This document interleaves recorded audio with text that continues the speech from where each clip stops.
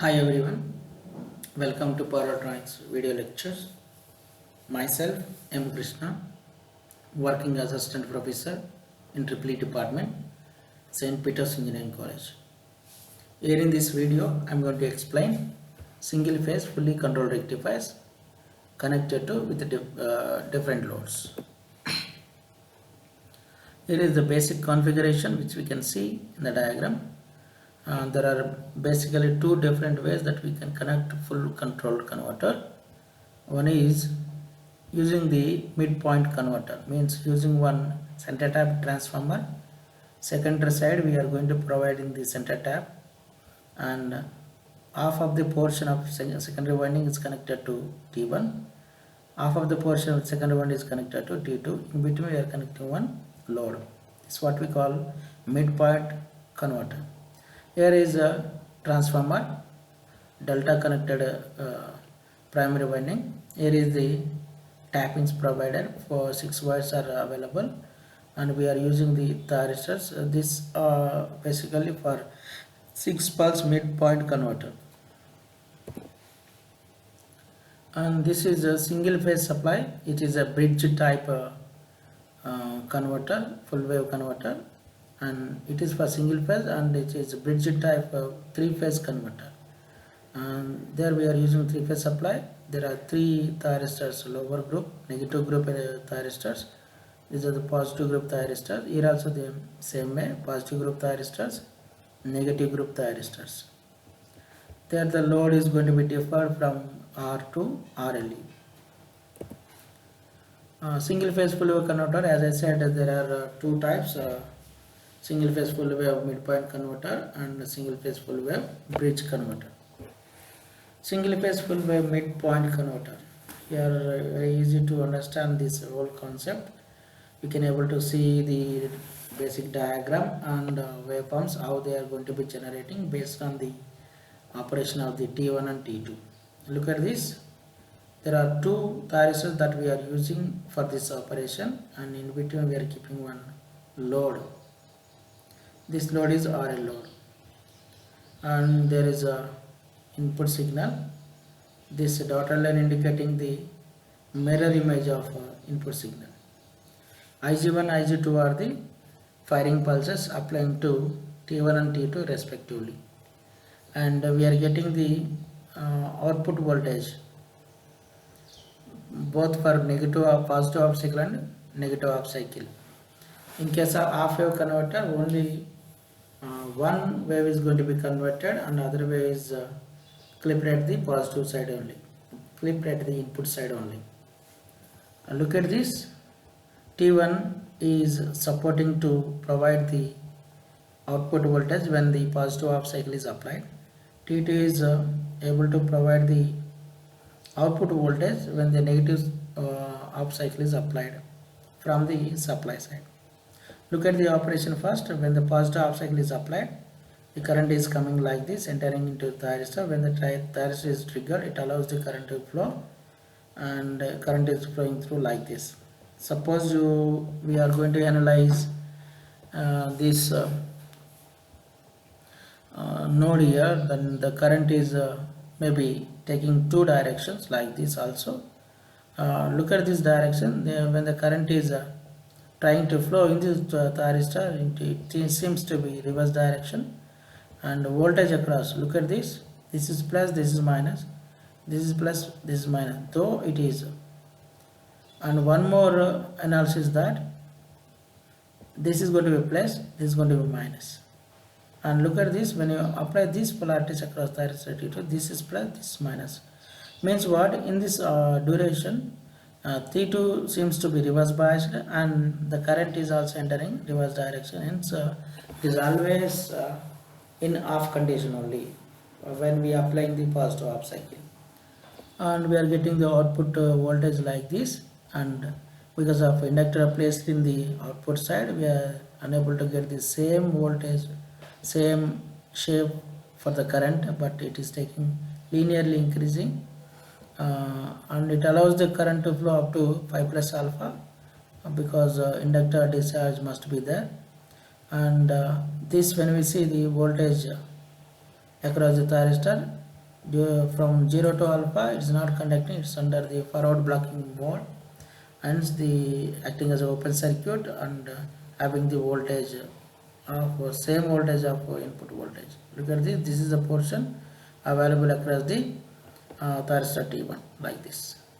When we are applying a negative half cycle, look at this, in negative half cycle pi plus alpha, we are triggering the thyristor T2 and it allows the current to flow. Now what happened is, this is minus, this is plus, then it allows the current to flow like this and entering into the load, means in both the conditions the current entering into the load in the same direction, positive direction, and the voltage build-ups available across the load is also in the positive side. That's why we are getting the output voltage like this up to 2 pi plus alpha, and during this 2 pi to alpha the inductor is going to be discharging, and during this negative half cycle we have the voltage across the thyristor T1 because it is not conducting state, and here also same thing, during positive half cycle thyristor T1 conduct, but thyristor T2 in off condition we are getting the voltage across thyristor also like this.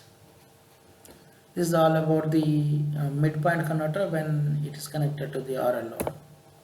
Next we will see the single phase full wave bridge converter, where the 4 thyristors are used. 2 thyristors are acting as a positive group of thyristors and 2 are acting as a negative group thyristors, and the labeling also given according to their conduction takes place. T1 and T2, T3 and T4, means T1, T2 are going to be conducting together, T3, T4 are going to be conducting together, and input is alternating quantity and output is R load. With this operation we are getting whole output. DC is quite better as compared to half wave converter. Look at the operation, look at this very common point, before the alpha values the thyristors won't be conducted. Please remember this, and after alpha only this is going to be allow the current to flow, and thereby we are getting output voltage, and because of resistive load the output current shape is also same as the voltage wave shape, but the magnitude is somewhat less than, because it is the value V0 upon R, and we can able to see that for the connection VT1, VT2, and this is VT3, VT4, and for the negative half cycle what happened is, the triggering pulse is applying to the T3 and T4, thereby the conduction takes place, means what, current is coming like this and entering into T3 and flowing through the load in the same direction and back to T4 and entering into, so like this it is having a closed path. For the positive half cycle the closed path is, current is coming like this and entering into T1, then T3 is not triggered, and T4 then current flowing through the load back to the T2 and source, like this it is having a closed path. These are the waveforms. Now we are going to change the load and connecting one inductance also apart from the resistance. Then we are getting RL load here.